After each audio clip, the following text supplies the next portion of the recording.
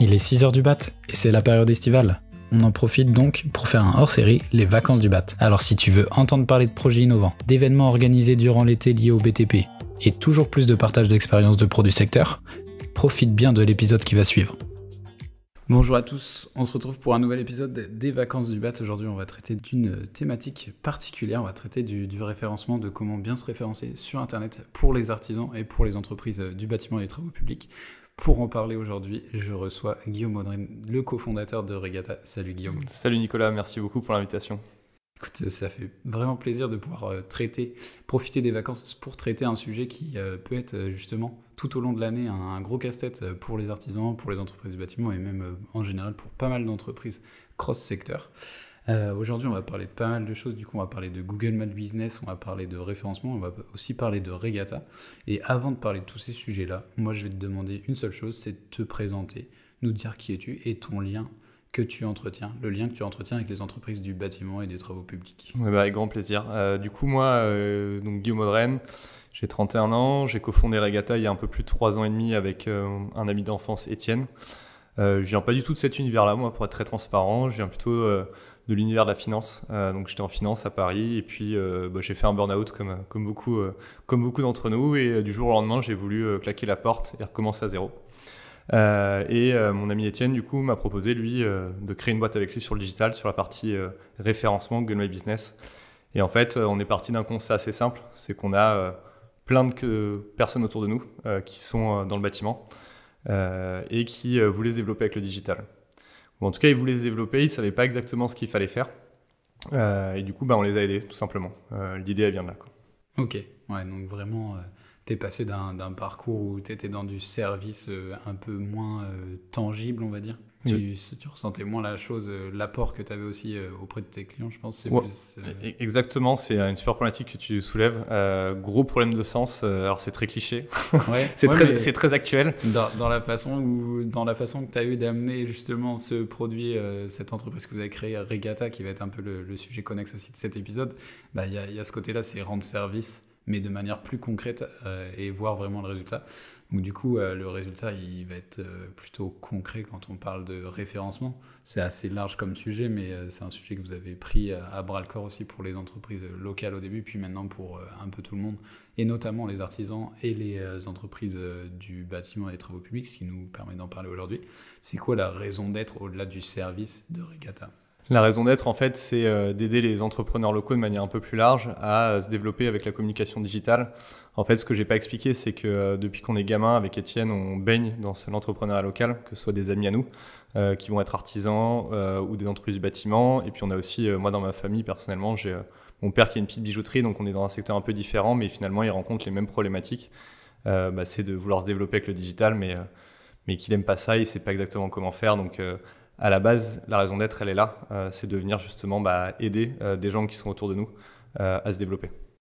Ok, ouais, vraiment se servir du digital pour développer son activité commercialement, notoriété, positionnement, enfin pas mal de choses. Vraiment se servir du digital à des fins de développement, de croissance. Un sujet qui peut justement paraître un peu secondaire pour les entreprises du bâtiment, puisque le sujet principal, c'est d'aller sur les chantiers, c'est de produire, c'est de faire les actions sur chantier. Et c'est pour ça que c'est ce que je disais en début d'épisode, profiter des vacances pour établir une stratégie digitale, pour penser aussi à comment utiliser le digital pour se développer. C'est clairement le bon moment. Donc si vous écoutez ça et que vous vous posez la question, vous allez apprendre pas mal de choses là-dessus. On a introduit comme il fallait Regata, je pense, sur les grandes lignes. Ouais. Après, vous faites pas mal de choses, mais il y a un sujet qui m'intéresse particulièrement parce que c'est le sujet qui va être commun à toutes les entreprises du bâtiment, des travaux publics, des chantiers plus ou moins grands. C'est que quand on tape une activité, le secteur d'activité, on aimerait avoir notre page Google My Business, cette page assez complexe, assez fastidieuse à mettre en place, qui ressortent soit en termes de référencement très bien placé, mais au moins qui apparaissent, quoi. Comment vous arrivez et c'est quoi l'impact que vous avez sur ce genre de sujet, la page Google My Business ? Ouais, en gros, j'aime bien prendre une image que j'utilise depuis peu avec les artisans ou les entreprises du bâtiment, c'est que bien souvent, vous avez, pour ceux qui nous écoutent, déjà une fiche Google My Business, mais vous ne l'exploitez pas. Et j'aime bien expliquer, souvent on me dit j'ai déjà ma fiche Google, donc qu'est-ce que tu peux m'apporter?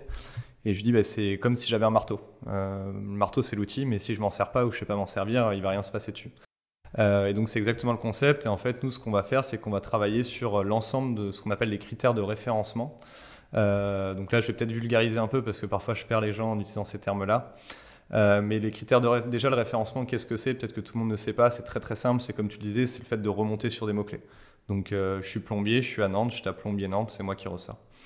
Nous on va travailler justement sur ce qu'on appelle le référencement local, qui est cette fiche Google My Business. Donc la fiche avec les étoiles, où on peut collecter des avis. Et point très important, en fait, souvent les gens pensent que le référencement ne se joue que sur les avis. Alors c'est important, les avis, c'est à peu près 10 à 15% du référencement, mais ça va être que 10 à 15%. Et d'ailleurs, pour vous en convaincre, ce que vous pouvez faire, c'est que vous pouvez taper plombier Nantes, par exemple, et vous allez voir que peut-être que le numéro 1 n'est pas celui qui a le plus d'avis.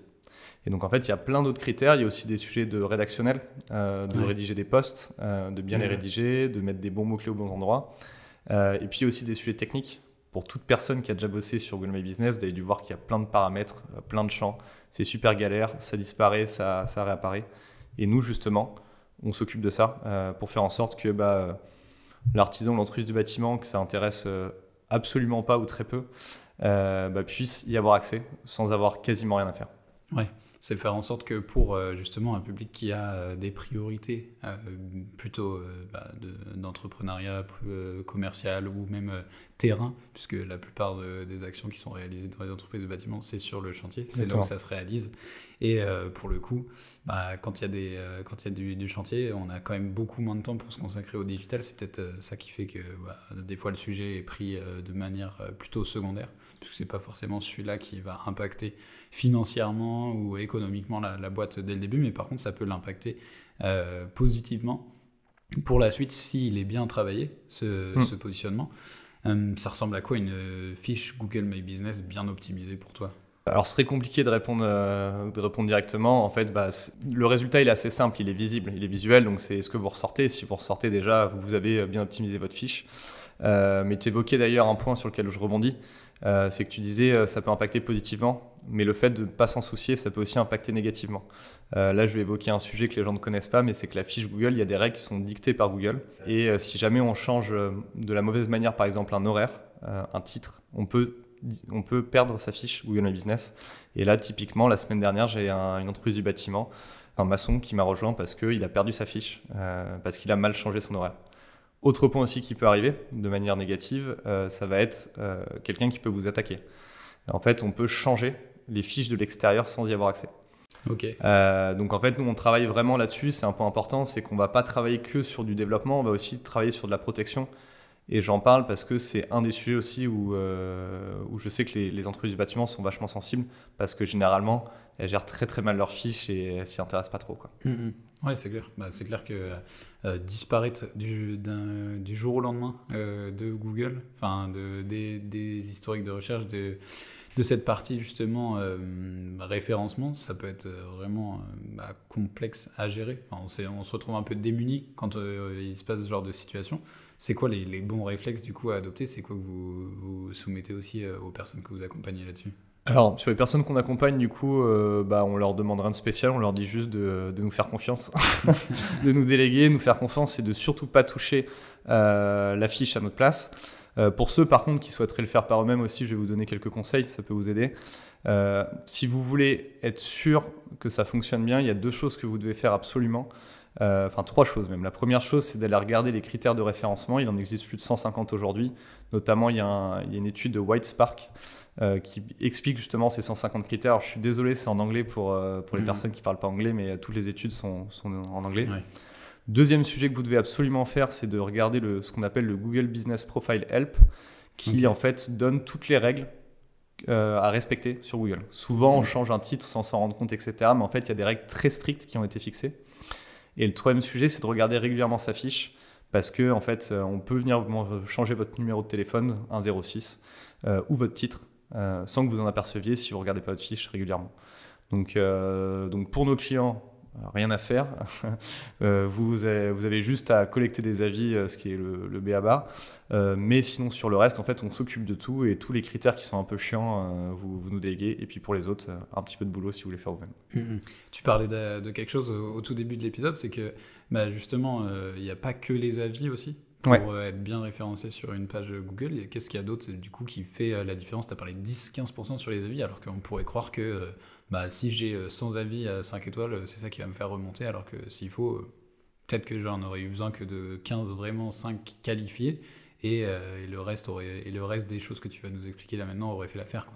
Exactement. Alors du coup, si on prend du coup les 10-15% sur les avis, déjà, je vais venir un peu étayer ce propos-là parce que en fait, sur ces 10-15%, il y a plein de critères déjà. Donc il va y avoir le nombre d'avis évidemment, la note moyenne évidemment, mais il y a des choses qui sont un peu moins évidentes. Par exemple, le délai de réponse à un avis est un critère de référencement. Ok. Pourquoi? C'est assez simple, c'est que Google, si vous bossez pour sa plateforme, elle est contente. Et donc si vous répondez vite sur la plateforme, elle vit. Et donc plus vous répondez vite, et plus Google est content. Pareil, la qualité de la réponse est un avis. Donc en fait, est un critère, pardon. Donc en fait, vous avez plein de sujets là-dessus. Après, derrière, grosso modo, j'aime bien synthétiser ça en 3 autres pans. Il y a un pan rédactionnel du coup. Donc on en a parlé, la réponse justement qui est à la frontière entre l'avis et le rédactionnel. Il y a beaucoup de contenu que vous pouvez mettre sur une fiche Google, que ce soit dans les produits, que ce soit dans les posts, que ce soit dans le titre, etc. Il y a beaucoup d'endroits. Donc un gros sujet rédactionnel, un sujet que je vais appeler paramétrage technique. Donc dans le paramétrage technique, je vais être très large, c'est-à-dire qu'il y a à la fois l'étude des mots-clés, trouver les bons mots-clés aux bons endroits, et puis il va y avoir tous les champs qui se remplissent. Point très important en plus, ça évolue beaucoup cette loi-là. Ces critères-là. Ces critères-là, exactement. Ces critères-là bougent beaucoup parce qu'il y a des grosses lois qui sont en train de passer. D'ailleurs, petit aparté, il y a une grosse loi actuellement qui s'appelle le Digital Market Act. Vous pouvez vous renseigner, en fait, qui dit que les GAFAM, donc Google, Amazon, Facebook, prennent trop de pouvoir et donc l'Union européenne essaye de réguler ça. Ouais. Une des choses que vous avez peut-être vues et que dont tout le monde me parle, c'est la carte. Exactement, la carte. Quand on tape l'adresse, du coup, pour recontextualiser, pour ceux qui ne voient pas forcément la carte, c'est que quand vous tapez une adresse sur Google, maintenant, vous ne pouvez plus avoir accès directement à Google Maps. Pourquoi ça? C'est très simple, c'est que l'Union européenne a dit Google, tu es un agrégateur de données, tu es un moteur de recherche. Par contre, si tu proposes que ta carte, en fait, tu tues les business de cartographie. Et pour vous en convaincre, comme quoi ça a été super fort, qui se souvient de Mappy aujourd'hui? Je pense qu'il y a beaucoup de gens qui sont passés par là. Par contre, qui s'en sert aujourd'hui? Il n'y en a plus personne. Et donc ça va à la fois influer sur des choses très visibles, qui ne vont pas forcément impacter sur le référencement. Ça, typiquement, ça n'impacte pas beaucoup le référencement. Mais par contre, il y a tous les sujets de données. On sait qu'il y a les sujets de RGPD, de données qui sont très importants, sur lesquels ça va être impacté. Donc ces champs-là, en fait, vont bouger en permanence. Et donc notre boulot, justement, un des sujets, ça va être de surveiller ça. Donc ça, c'est le troisième gros pilier. Et le quatrième, c'est justement de se protéger si on se fait attaquer. Ça peut paraître un peu absurde, mais en fait, Google, du coup, si vous faites attaquer et que vous répondez bien, Google, ça envoie un signal très positif. Ça veut dire que vous êtes un utilisateur actif sur sa plateforme et que vous connaissez ses règles, et donc elle vous donne un énorme bonus là-dessus. Okay. Donc en gros, c'est les 4 gros pans qu'on gère. En réalité, il y en a un peu plus, mais si je dois synthétiser ça, c'est comme ça que ça se structure. Et il y a un sujet aussi qui est un peu lié à le côté map, localisation. Ouais. C'est que sur un changement d'adresse, j'ai eu pas mal de personnes qui m'ont parlé de ça, mais justement des fiches qui disparaissent, ou comment on fait les transferts d'adresse au moment de déménagement. Parce que justement, Google, il admet pas trop qu'il y ait 2 entités du même nom, pas la même adresse. C'est assez complexe, on m'a dit, de prouver aussi le changement d'adresse. Est-ce que c'est des choses que tu rencontres toi aussi au quotidien avec Complètement. En fait, ce qu'il faut comprendre, c'est que la validation d'une fiche, déjà avant de parler de changement d'adresse, c'est un sujet qui est assez complexe et Google fait évoluer ses process en permanence. C'est-à-dire que parfois, il y a des validations de fiches qui se font par vidéo, par moment, ça va être avec des cartes postales, par moment même, ça va se valider tout seul. Et en fait, il faut bien comprendre ces process-là. Ensuite, ce qui va se passer, en effet, comme tu disais, le changement d'adresse, il y a plein de gens qui essayent de tricher et qui essayent de mettre des adresses un peu aux 4 coins de la France. Google n'aime pas ça. Google n'aime pas ça parce qu'ils veulent que leur base de données soit fiable, tout simplement. C'est aussi bête que ça. Et donc, du coup, sur du changement d'adresse, alors vous avez le droit d'avoir plusieurs établissements avec plusieurs adresses. Mais par contre, il faut être capable de pouvoir le démontrer, notamment avec des documents juridiques. Alors que ce soit un CABIS, que ce soit des sujets comme des factures d'électricité, etc. Mais du coup, il faut être très stable là-dessus. Peut-être que vous allez réussir à entourlouper le système pendant un moment, mais par contre, il y a un moment forcément où ils vont tomber. Et donc, du coup, il faut être là-dessus. Donc, sur l'adresse, en gros, vous avez le droit de mettre une adresse. C'est même un des critères de référencement qui est assez important. Mais faire bien attention à avoir déjà être fiable et à avoir les ressources juridiques pour pouvoir le prouver si jamais Google était amené à vous suspendre votre fiche. Ouais, parce que ça peut aller super vite. Du coup, pareil, tu disparais aussitôt selon l'algo. L'algo te fait disparaître. Et puis après, bon courage pour revenir aussi. C'est aussi un gros sujet, c'est que on en parle là de manière plutôt large, mais ce positionnement sur les Google My Business, sur le référencement en ligne et sur comment se servir du digital pour exister en ligne, c'est un travail de longue haleine, c'est quelque chose qu'il faut entretenir, c'est pas quelque chose qui se fait en une fois, c'est quelque chose qu'il faut aussi piloter. Et justement, le fait de disparaître, Google aussi estime que si tu as fait disparaître, tu vas devoir produire quand même pas mal d'autres efforts pour revenir, justement. Exactement. Et donc tu soulèves aussi un point, c'est le point important, le référencement, c'est quelque chose de continu. Pourquoi est-ce que c'est quelque chose de continu ? C'est très simple à comprendre, c'est que vous bossez pour la plateforme de Google, grosso modo. On est dans un monde inversé, ça j'aime bien expliquer ça, parce que les gens n'ont pas forcément connaissance de ça, mais normalement, ça devrait être dans un monde normal, ça devrait être des salariés de Google qui rempliraient leur base de données.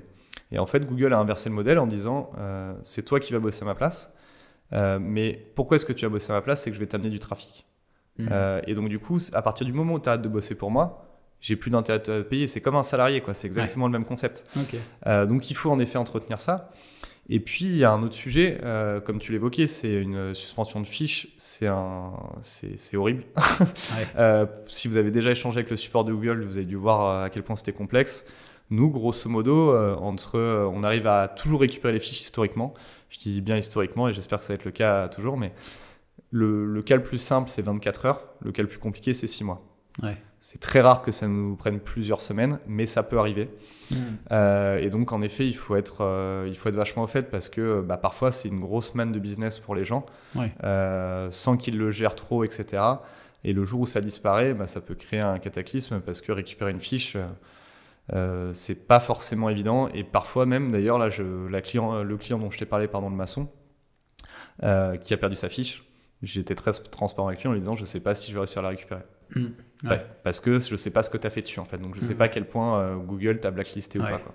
Ouais, c'est clair. Non, mais c'est sûr que dans un environnement ultra concurrentiel et dans un secteur qui est plutôt en tension en ce moment au niveau des travaux et des chantiers, disparaître du jour au lendemain du référencement si on n'est pas déjà référencé chez ses clients, parce que là le digital c'est quelque chose d'assez important pour le secteur, mais il y a quand même des référencements qui sont autres auprès des clients avec qui on bosse historiquement. Je sais que pour les artisans c'est pas mal comme ça, mais c'est clair que ça peut avoir un impact comme c'est comme si du jour au lendemain vous étiez dans une pièce allumée et d'un coup il fait tout noir, il n'y a plus personne qui vous voit dans la pièce, quoi. C'est ça. Et d'ailleurs, si je peux juste faire un aparté, parce que tu as introduit un sujet qui est important, c'est parce que parfois les entreprises du bâtiment ne comprennent pas vraiment l'importance du référencement. En gros, il y a 3 sujets, tu l'as un peu introduit tout à l'heure. Le premier sujet, c'est le développement de contacts entrants. Ça, en fait, ça peut vous servir à plusieurs choses. Premier sujet, il y a un sujet de saisonnalité. C'est-à-dire que votre activité, elle n'est jamais à 100% pleine. On en a parlé notamment sur les vacances, parfois il y a des creux. Le deuxième sujet qu'on peut rencontrer, ça va être le fait de garantir du business sur le long terme. Qu'est-ce que ça veut dire ça ? C'est que plus on avance et plus le digital prend une place importante. Et donc si on réfléchit court-termiste sur les 3 prochains mois, peut-être qu'on a les chantiers qui sont pleins. Mais si on réfléchit plutôt moyen-long terme et qu'on veut se pérenniser, pour le coup, c'est évidemment un sujet super important. Le deuxième point aussi que j'évoque, parce que dans le bâtiment, il y a un gros sujet de recrutement. C'est très dur de trouver des profils. Évidemment, aujourd'hui, les jeunes, notamment les personnes qui vont devenir artisans demain, c'est-à-dire les profils que les entreprises du bâtiment vont recruter, sont de plus en plus digitalisés, c'est une évidence. Petit aparté d'ailleurs, en moyenne, un Français passe 5h30 par jour sur Internet. Et donc évidemment que la première chose qu'on va faire quand on va postuler à une boîte, notamment quand on est jeune, c'est qu'on va taper le nom de l'entreprise sur Google. Exactement. Et donc c'est super important justement d'avoir une fiche qui est propre, de donner envie. Et d'ailleurs nous, quand on recrute des candidats, un des premiers facteurs, quand on leur dit pourquoi est-ce que tu as postulé chez nous, ils disent parce que j'ai vu vos avis, J'ai vu vos avis, ça me rassure énormément. Je me dis que vous êtes pro. Petite parenthèse d'ailleurs, parce qu'on a parlé que du référencement maintenant, il y a aussi la partie réseaux sociaux que nous on gère. Et j'en parle parce que c'est pareil, vos futurs candidats, ils peuvent être aussi sur les réseaux sociaux. Voilà. Et le troisième problématique, du coup, comme j'en parlais, c'est le fait de protéger sa réputation. En fait, ce dont je me suis rendu compte, c'est que les entreprises du bâtiment, bien souvent, ont aucune idée de comment on parle d'eux sur Internet. Mais vraiment aucune idée. Et ça peut être une catastrophe parce que je connais Là, je voyais un ramoneur la semaine dernière, c'était assez rigolo. Il avait une fiche où il avait 3 avis, 1 étoile. Son Facebook était désastreux, il avait des commentaires terribles. Mais en fait, il s'en rend même pas compte. Mais à cause de ça, il doit perdre énormément de business, quoi. Ouais, c'est clair. C'est plusieurs sujets du coup que vous gérez vous en interne chez Regatta, et puis c'est tous ces sujets liés au digital. Le digital, c'est une grande nébuleuse dans laquelle il faut aller chercher un peu tout auprès des acteurs, auprès de personnes qui peuvent vous aider aussi, surtout si on sait que le temps est compté. Le temps dans le bâtiment est très très compté. Le planning est un sujet hyper difficile à gérer.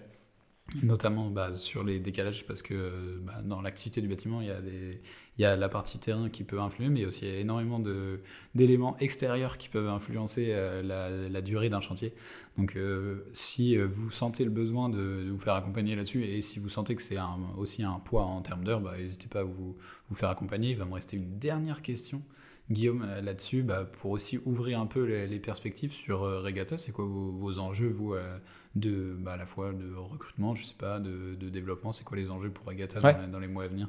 Regatta, en gros, là on a une offre qui est super complète, on est hyper content. Comme j'introduisais, c'est que depuis le début de l'année, on a aussi intégré à l'offre, sans augmenter le tarif, une partie réseaux sociaux. Et donc en fait, maintenant on est devenu le partenaire digital d'une entreprise du bâtiment, tout simplement. Et donc dans cet enjeu-là, on a une offre maintenant où on peut aller sur beaucoup plus de secteurs d'activité, où on peut accompagner beaucoup plus de monde. Et donc aujourd'hui, nous, l'objectif, c'est qu'on est à peu près à 600 clients et il faut qu'on arrive dans les prochaines années à plusieurs milliers de clients. Pour ça, qu'est-ce qu'on fait? On a recruté justement, tu le disais.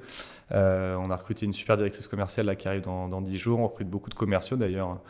On continue à recruter en permanence parce qu'on grossit. Et derrière, nous, on a aussi besoin de se faire connaître. C'est un point super important, c'est que d'un point de vue développement de chiffre d'affaires, en fait, les acteurs qui sont en place dans le digital, souvent, font de l'engagement. C'est des acteurs qui, je ne vais pas les citer, mais tout le monde les connaît, qui font de l'engagement, qui bloquent les gens et qui les gardent pour les mauvaises raisons. Donc, un des enjeux pour moi, justement, et c'est aussi pour ça que je suis là aujourd'hui, évidemment, c'est de me faire connaître et de faire connaître Regatta à des gens qui seraient rassurés, justement, par le fait qu'on est des gens plutôt sympas, qu'on est sans engagement et tous les messages que je peux véhiculer, quoi. Ok. Très cool. Écoute, c'était un plaisir de te recevoir ce matin du coup pour cet épisode des Vacances du Bat, un épisode où on prend le temps de traiter les sujets qu'on n'a pas le temps de traiter du coup durant toute l'année, notamment cet aspect digital, référencement, puisqu'on est occupé sur les chantiers pendant les 3/4 de l'année. J'espère que tu as passé un bon moment ce matin, que ça a été un plaisir aussi pour toi de pouvoir évoquer ce sujet à une audience bâtiment que vous aidez actuellement, et puis voilà. J'ai passé un très bon moment, merci beaucoup Nicolas, et ouais, hyper content d'avoir pu venir dans le podcast pour pouvoir donner des conseils aux auditeurs. Super, et on se retrouve très très vite pour le prochain épisode du coup des Vacances du Bat, et puis on vous souhaite à tous de belles vacances d'été. Merci d'avoir écouté cet épisode des Vacances du Bat. N'hésite pas à nous faire part de ton avis sur le format en commentaire, transmets tes bonnes ondes à notre invité, et quant à nous, on se retrouve le 9 septembre pour le démarrage de la saison 3 de 6 heures du Bat. D'ici là, profite de l'été et n'oublie pas de t'abonner pour ne manquer aucune occasion de réveiller le BTP.